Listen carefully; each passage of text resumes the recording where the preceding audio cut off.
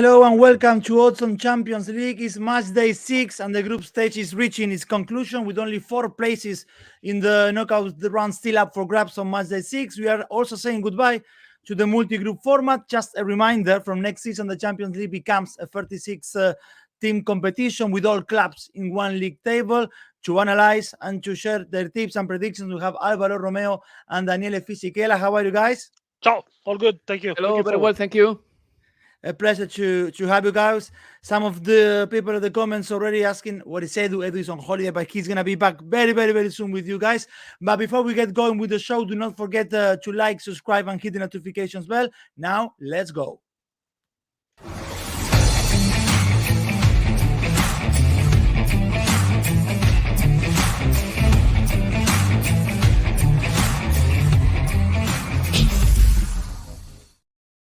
All right, guys, we start with Group A in Denmark for Copenhagen and Galatasaray. The math are clear here. Copenhagen wins and they are through. They draw and will need Manchester United to draw or lose. For Galatasaray, the option is straightforward: win and you are on the next stage. The reverse fixture was a good match, a 2-2 draw, and I was surprised with Copenhagen, to be honest. But at the same time, it's more surprising they managed a 0-0 in Munich on match day 5 than... Actually, that's more surprising. That's what I want to say, than they lost 2 points on match day 1. I agree with the bookies placing Galatasaray as favorites here on 2.4, but 2.80 for a home win are not to be missed. Dani, can we expect here a cagey game dominated by nerves, which is going to open up only on the second half? No, I think we're going to expect a game with goals because they need to win, both of them, and they need to make sure they don't depend on themselves and not on the result on Old Trafford. But I think Copenhagen doesn't have to be underestimated. It's a team that is unbeaten in 8 of the last 9 home Champions League games. Last season, they drew against Sevilla, Manchester City, Borussia Dortmund. They beat the Turkish champion last year, Trabzonspor, and they got goal scorers as well, the likes of Bargi, Elionussi, players of experience, Lareger, Bavro, the goalkeeper, Grabara. These are all players that, they've been there, done that. And, yes, if you look at the recent results of Copenhagen, only 1 win in the last 6 games at the weekend, but they beat, of course, one of those wins was the 4-3 against Manchester United in Munich. Neuer had to make 3-4 saves, decisive, and I think they were the unsung hero of the night. Of course, for Galatasaray, an emotional return to Parken, where they won the UEFA Cup in 2000. Okan Buruk, now the manager, back then was the player, and of course Galatasaray goes there with a lot of confidence. Only 3 defeats this season. They keep scoring 3 goals. They scored 3 goals at the weekend as well, but they need to win this one because of goal difference. Of course, they only won 2 of the last 11 UEFA club competition match this season, and only scored anyway. Galatasaray, they've always scored this season in UEFA competitions. I think there's going to be over 1.5 goals in the second half. The game is going to open up. They're both going to go for the wins. We'll see probably, goalkeepers in the opposition penalty box. It's going to be a goal fest for me. Over 1.5 goals, 187. What's your view, Alvaro? I love this game to start with. I think that I thought that the odds were going to be a little bit higher for Copenhagen, like Copenhagen winning maybe 315, 320. It's not the case. It's only 285. But I am ready to back Copenhagen somehow. So with an ace and handicap of 0, for example, up to them to win. I mean, I would be happy to move myself within that frame, really. And also, there is another thing that I like here. Copenhagen to score over 1.5 goals, 2.1. I mean, following a little bit Daniele's, take that the goals will happen, I think that my addition to Daniele's take is that Copenhagen has a good chance of scoring a couple of goals, and the money for them to score 2 goals or more is really good because it pays 2.1.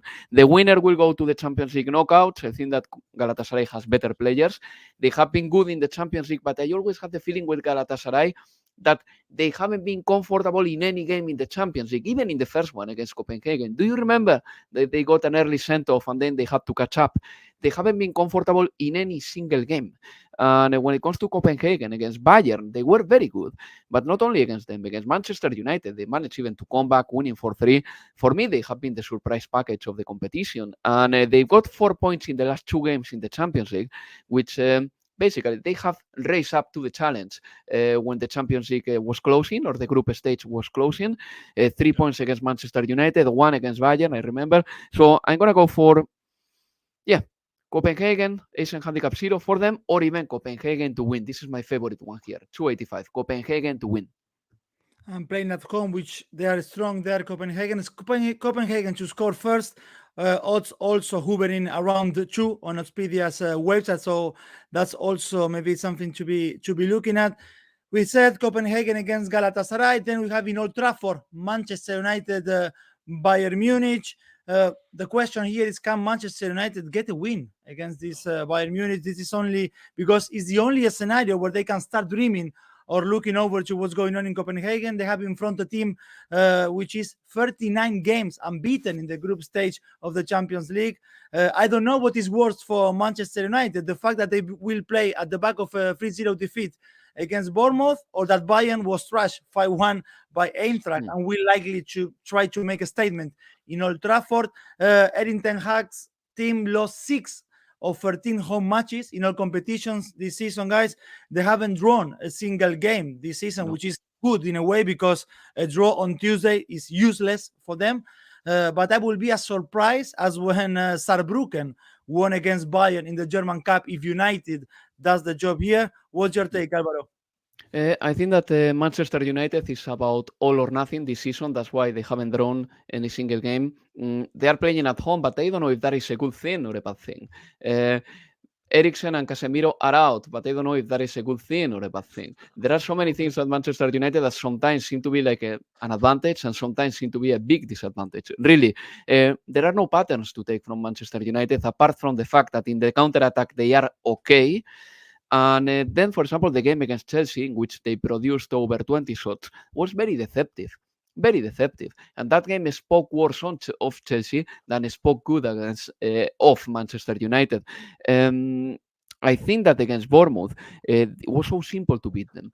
I don't know if you watched that game. Maybe not because you are in the United Kingdom, Dani, and you couldn't, but Leo and I were commentating on Bournemouth, Manchester United, and Bournemouth was very clever because they pushed Manchester United to the sides, they closed the central channels, and then they obliged Manchester United to cross the ball all the time. And then the goalkeeper of Bournemouth, Neto, found it very easy. He just have to catch the crosses, because Manchester United doesn't have, apart from Scott McTominay and Harry Maguire in the corners, players who actually go for the crosses and score from the crosses. So it was very poor by Manchester United, but on the other hand, Bayern is playing for nothing. It's true that they have been unbeaten in the Champions League group stage for almost 40 games. They are second in the Bundesliga. They lost to Frankfurt, and Thomas Tuchel was very clear and explicit about their loss. He said that they deserved to lose. I still believe that Bayern should make an attempt for a player like Palhinha in January, or a player of that profile, because the Goretzka Kimmich midfield for me is not enough. But still, I could see Bayern winning here too. So I'm going to go for the following. Look, the double chance for Bayern and over 2.5 goals in the game, that combination pays 2.4. Is good. But my favorite ones here are the following. Bayern to win and over 1.5 goals in that game, 2.8. If Bayern is a little bit ruthless and they capitalize on Manchester United having to attack, I think that can be the most likely scenario. I repeat, Bayern to win and over 1.5 goals in the game, 2.8. And for you, Dani, can you see Manchester United inflicted any pain on Bayern? No, nothing makes sense for Manchester at the moment. I mean, who was the manager of the month in November in Premier League? Ten Hag. Erik ten Hag. And it doesn't make sense. The player of the month, Maguire. Maguire, there you go. And then they lose 3-0 against Bournemouth. Amazing.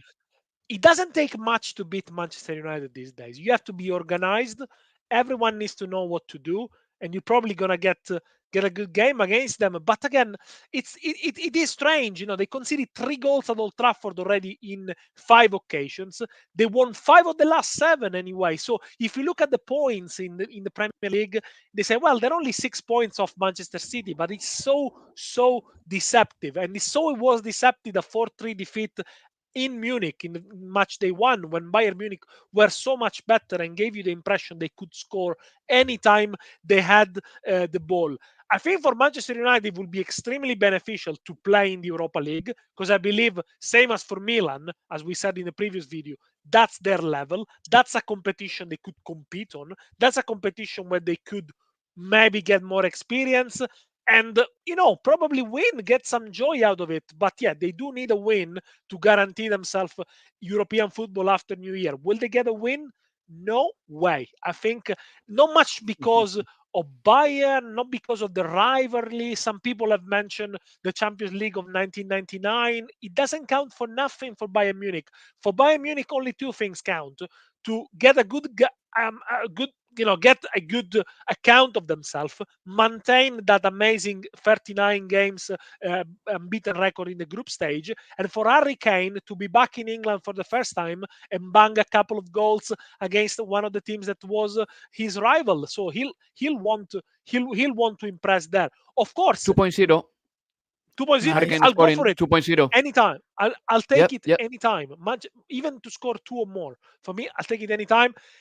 Bayern Munich, are they perfect? No. But you know how the Bundesliga is going to end? Toe-to-toe with Bayer Leverkusen? Probably they're going to win the Bundesliga in the end. Their defense is very prone to mistake. Only 5 clean sheets in the last 13 games. So it could be an over 2.5 goals as well. But, you know, after a 5-1 defeat, an embarrassing defeat, they will want to bounce back.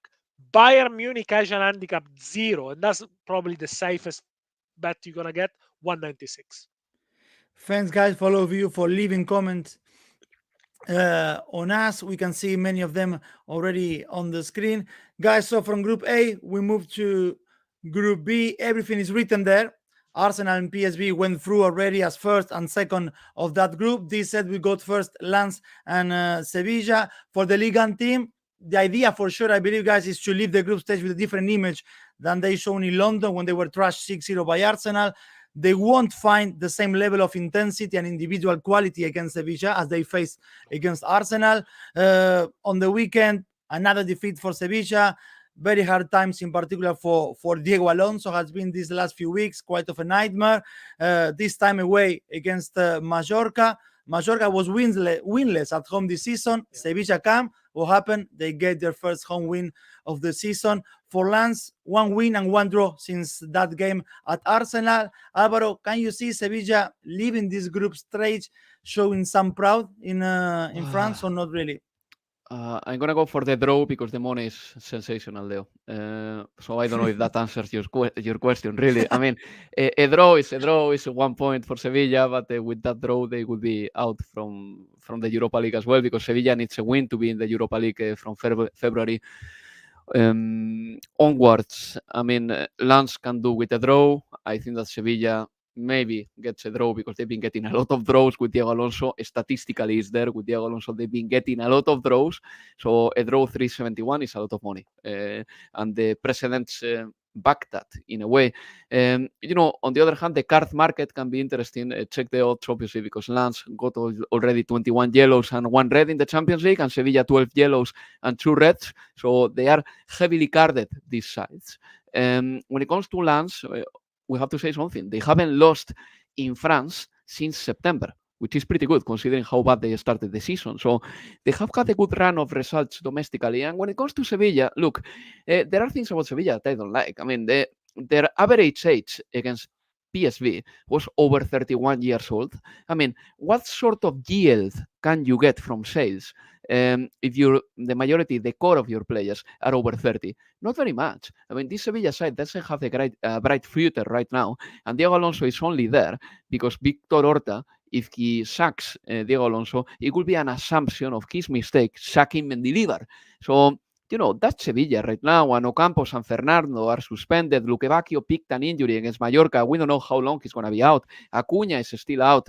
And, Sevilla has only won 2 of their last 19 Champions League matches. They are a force in the Europa League.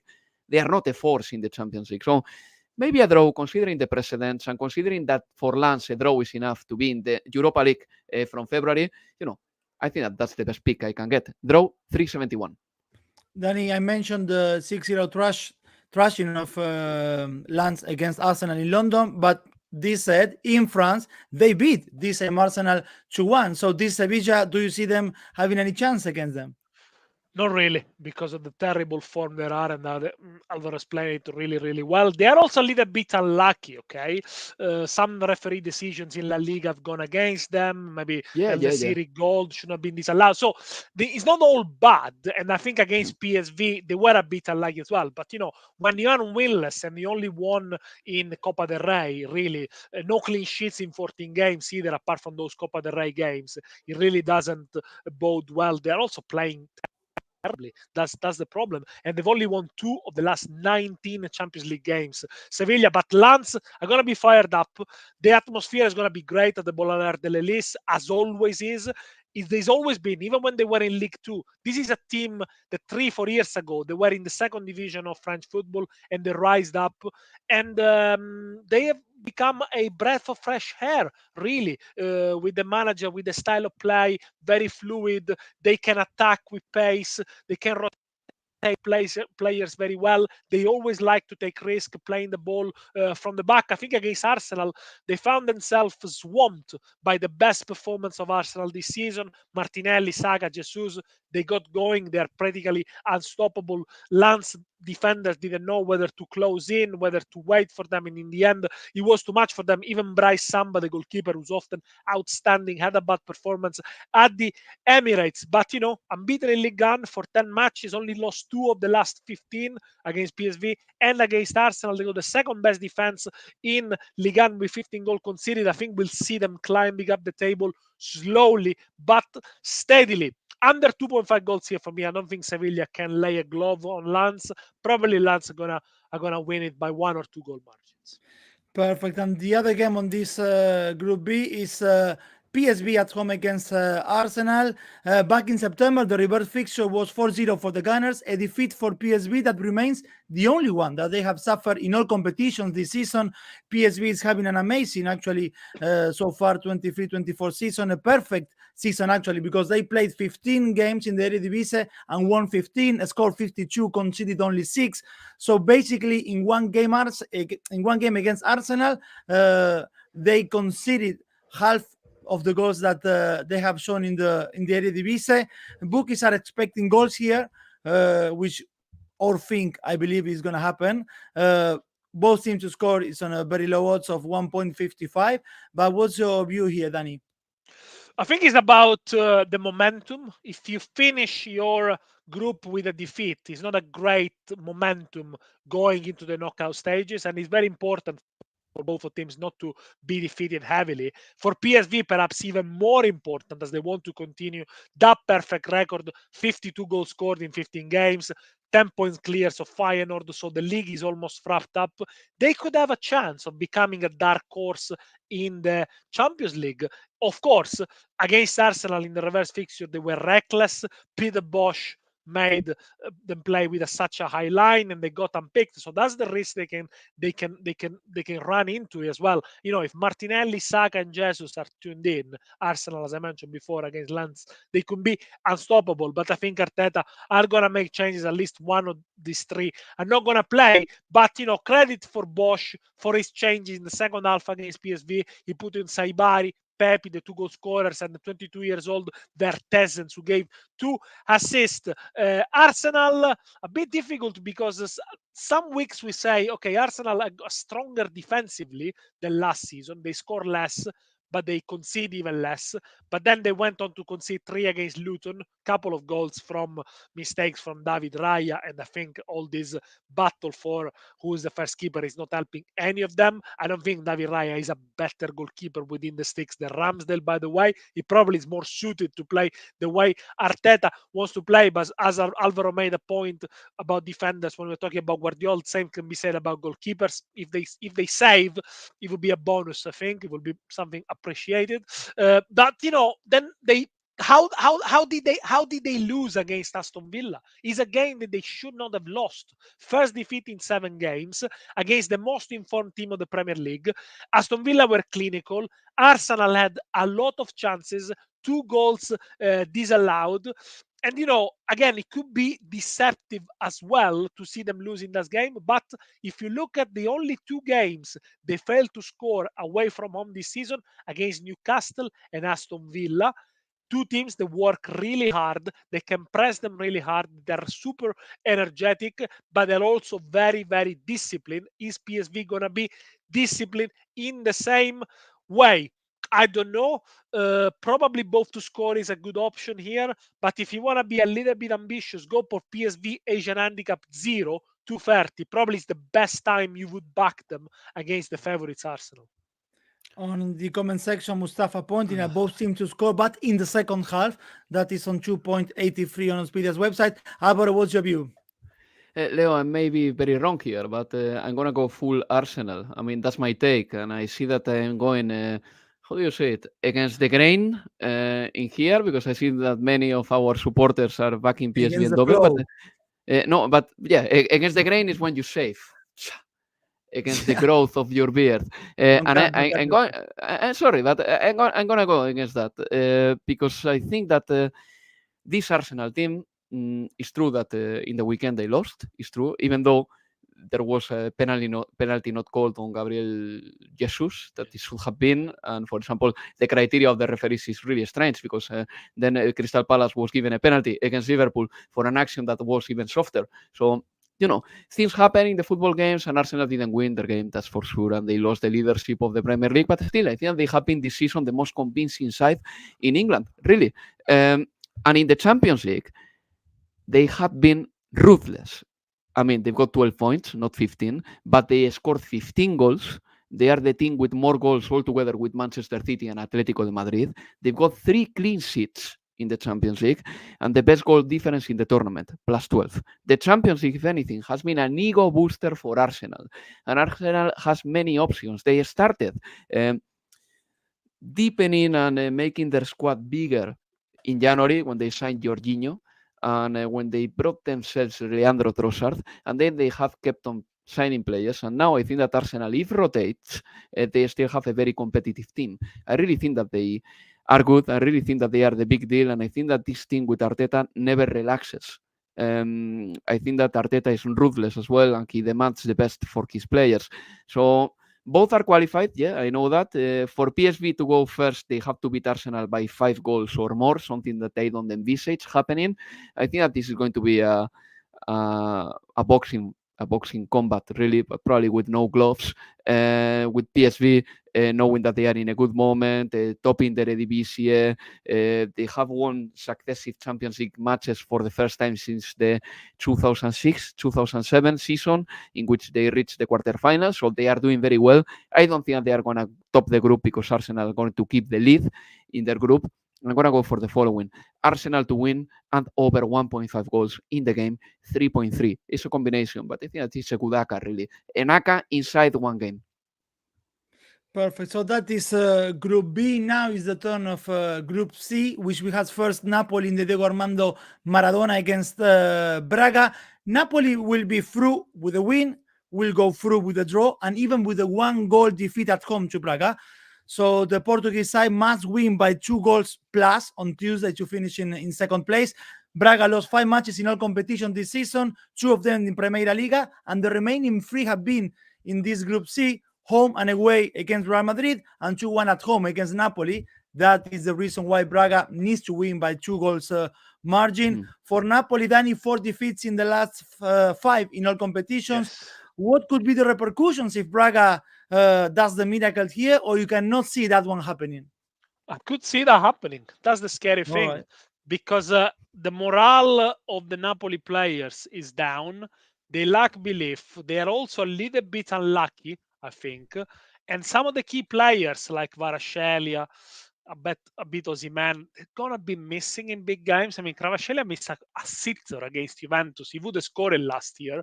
And yes, you could say, of course, the beginning of the second Mazzarri era has been tough because they play Atalanta, Real Madrid, Inter, Juventus. They lost 3 out of 4. It's a tough calendar, and easier games are gonna come.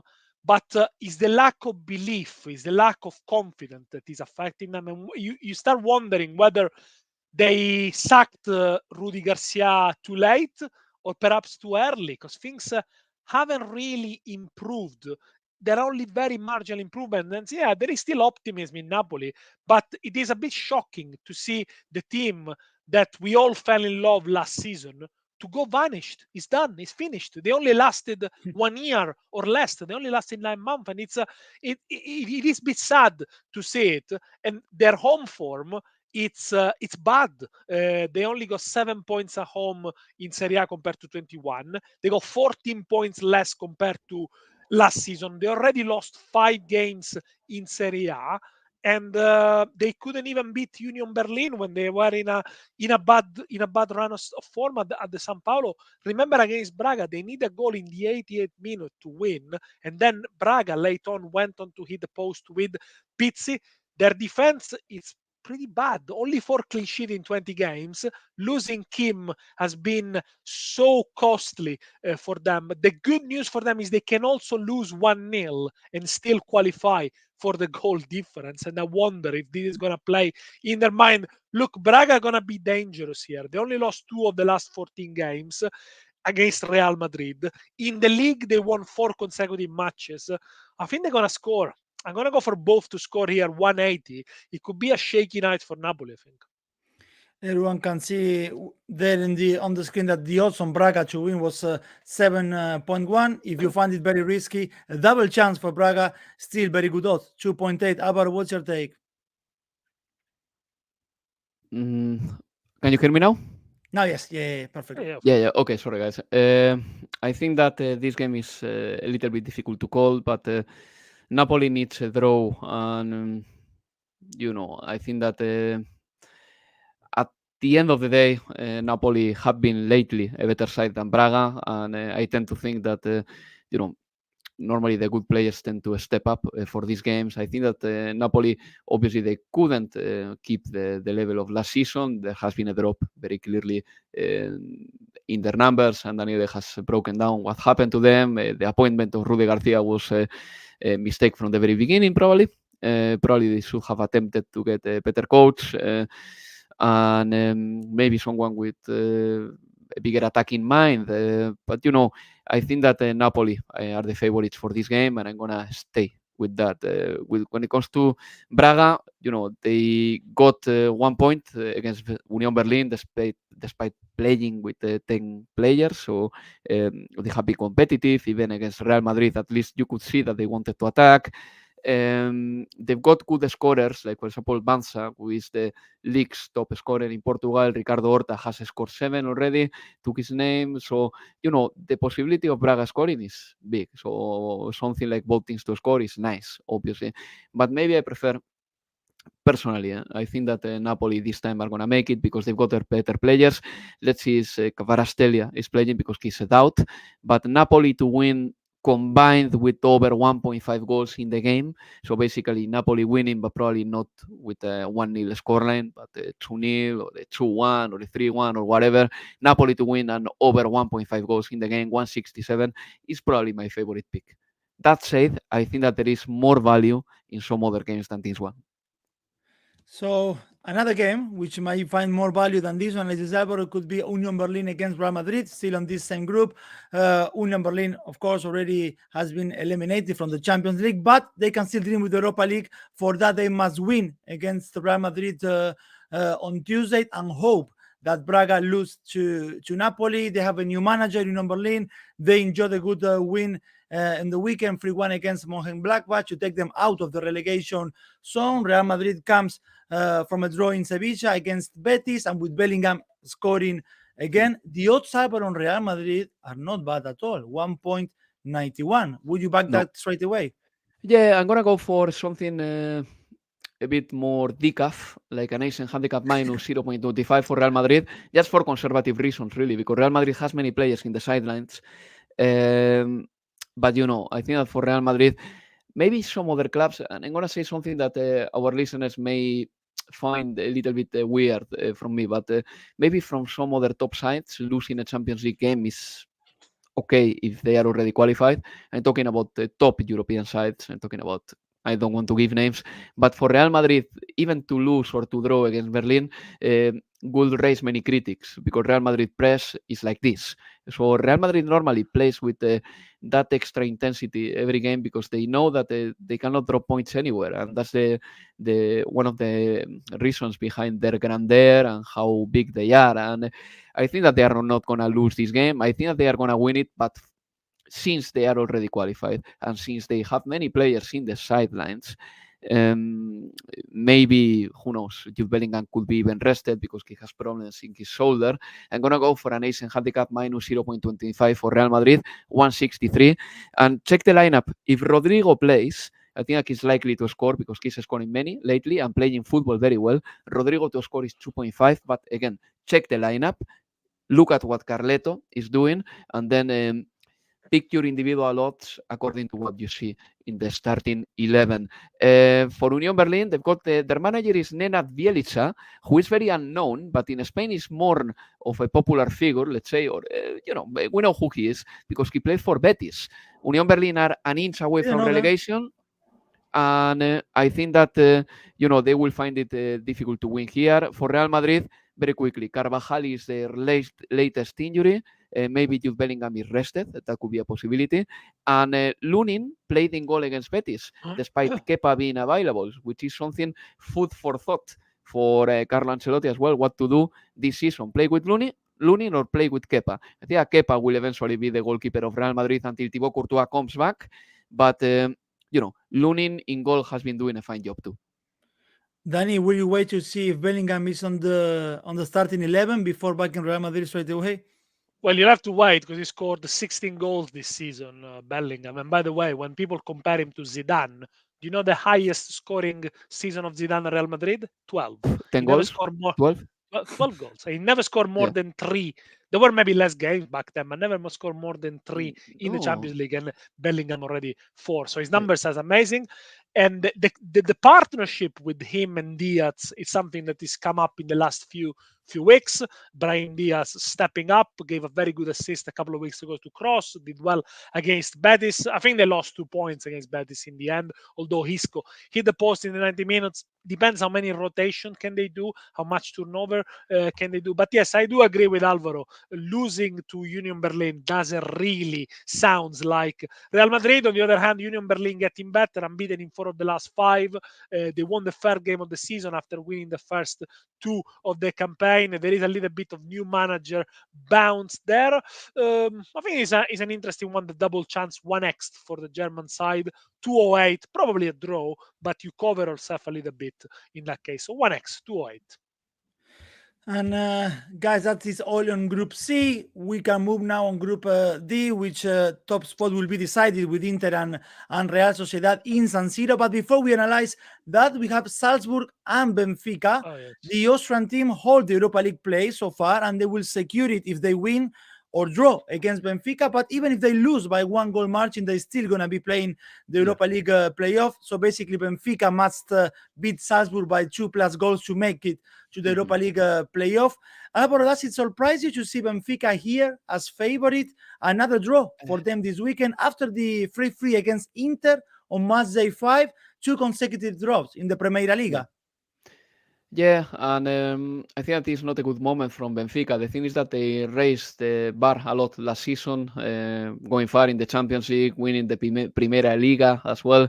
But there is a heavy questioning on Roger Smith right now, who has a contract, by the way, until 2026. I've been reading the press, the Portuguese press, and there were a couple of articles explaining that for Benfica, it would be very, very inconvenient to sack him because he's got a contract until 2026 and it's expensive to get rid of him.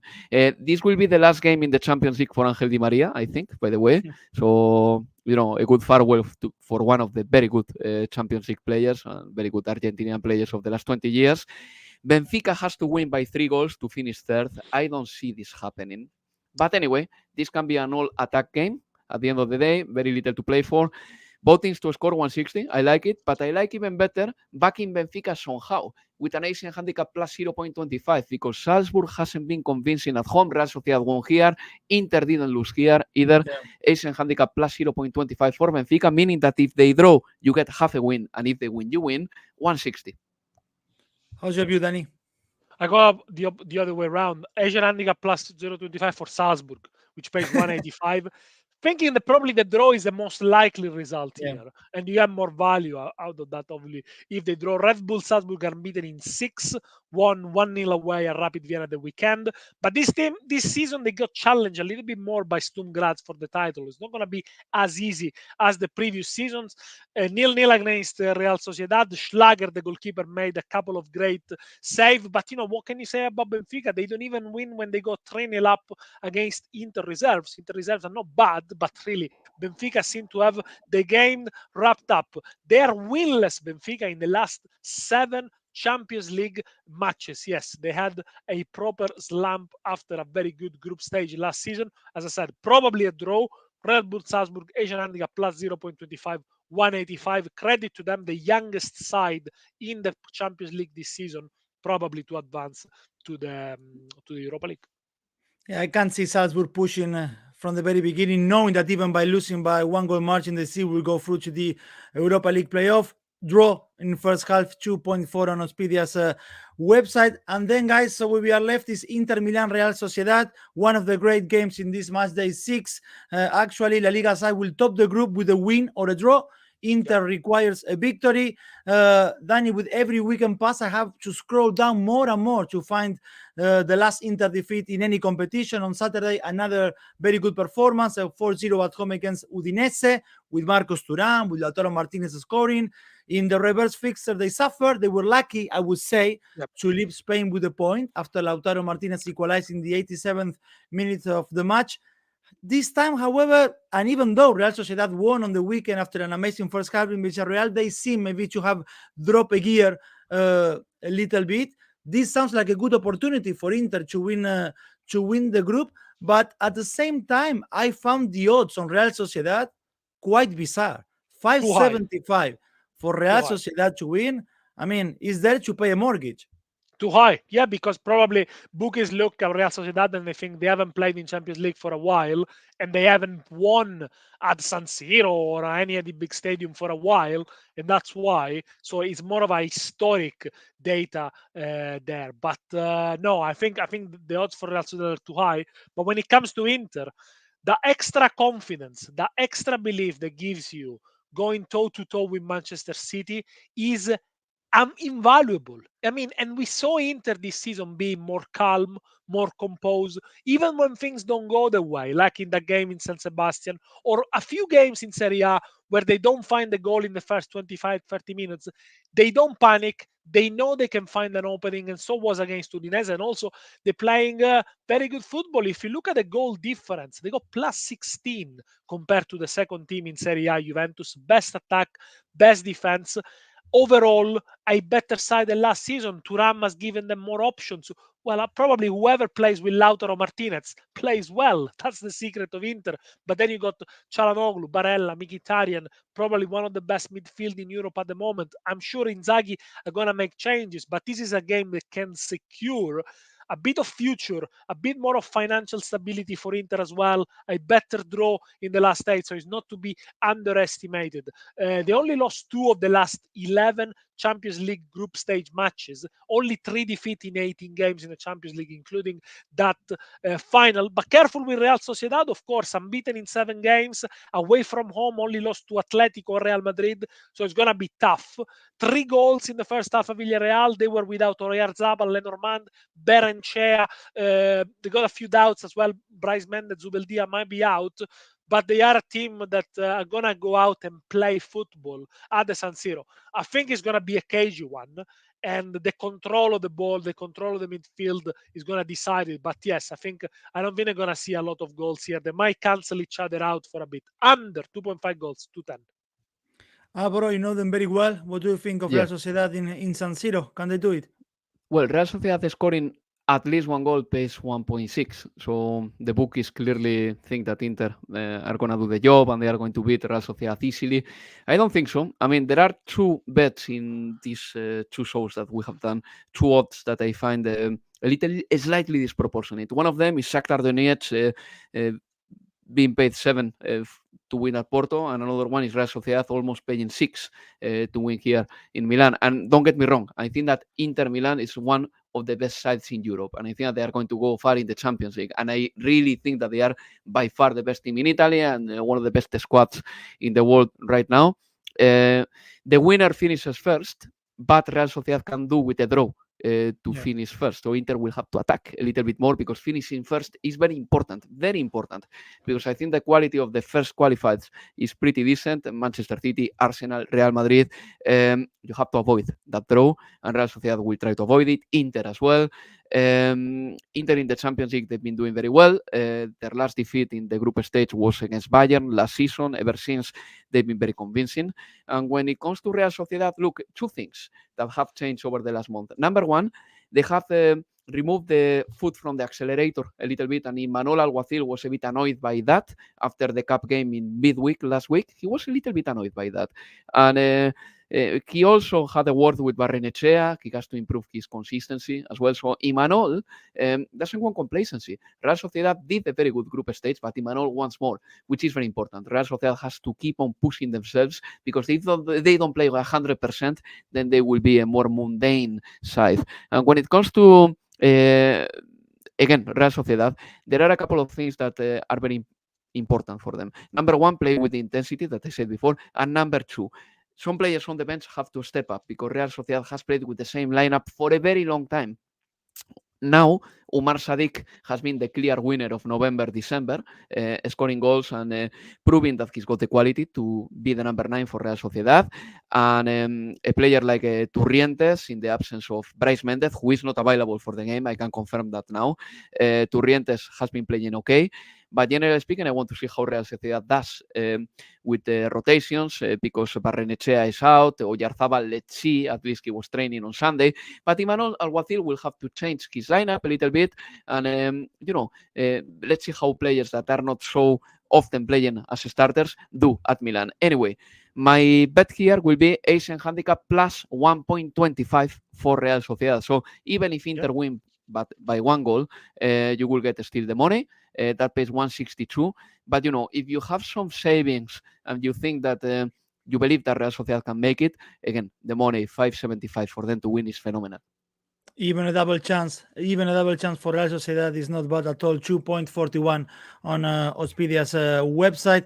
That's all you need to know, guys, for this match day 6 on the group stage of the Champions League. The game's being played on Tuesday. But before we say goodbye, Alvaro and Dani, what's your safe bet and ACCA? I start with you, Alvaro.